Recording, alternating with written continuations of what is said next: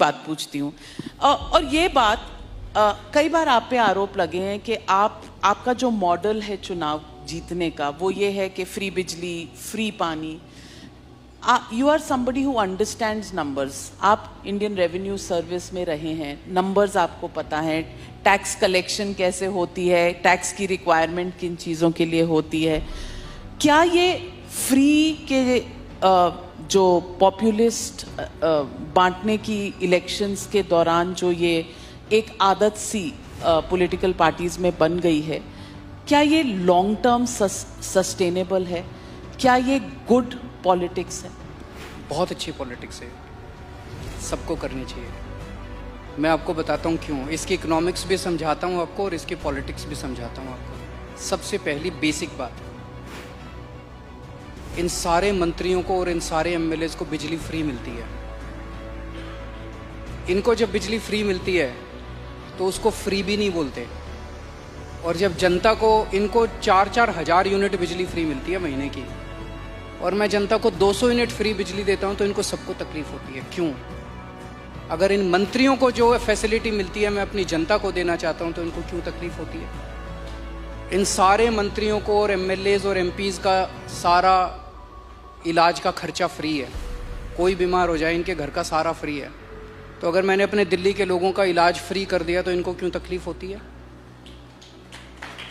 जो जो चीज़ें इन मंत्रियों को और इन संतरियों को मिलती है मैं अपने लोगों को देना चाहता हूँ, नंबर 1।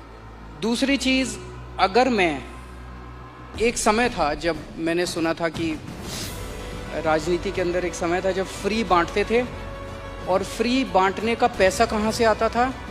सरकार लोन लेती थी और लोन लेके उस पैसे से फ्री बांटते थे। That is not good economics. अगर मैं, आपके पास जो पैसा है उस पैसे से, उसमें आपके टैक्स नहीं बढ़ा रहा, टैक्स उतना ही है, मैं घाटे में नहीं। आज दिल्ली सरकार पूरे देश में अकेली सरकार है जो फ़ायदे में चल रही है, घाटे में नहीं चल रही। CAG की रिपोर्ट है 2019 की, उस रिपोर्ट में लिखा है हमारी सरकार बनने के पहले दिल्ली सरकार घाटे में चलती थी।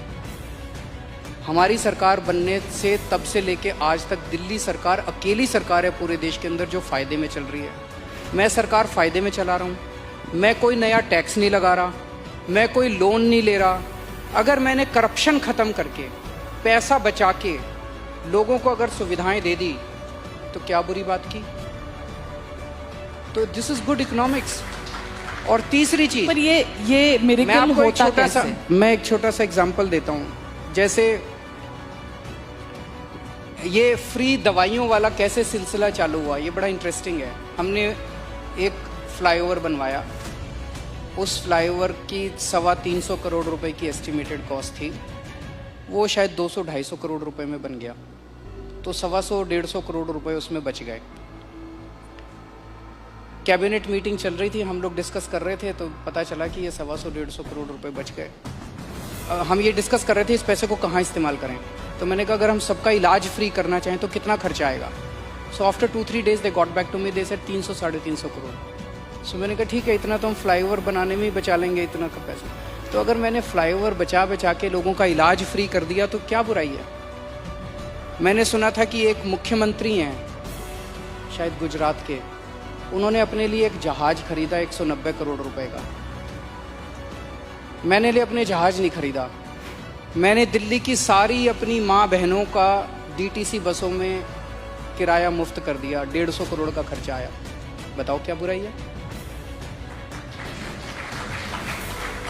So good politics and good economics, ये कर रहे हैं हम लोग। तो आपके पास ये कौन सा ऐसा फॉर्मूला है जिससे आप फ्री में भी देते हैं फिर भी आपकी सरकार जो है वो घाटे में नहीं, फायदे में है? ईमानदारी, सही नीयत, बस और कुछ नहीं है। मैं बहुत छोटा हूँ, मेरा एक्सपीरियंस भी बहुत छोटा है, लेकिन मेरा 5-7 साल का सरकार चलाने का एक्सपीरियंस ये कहता है कि किसी भी सरकार में पैसे की कमी नहीं है।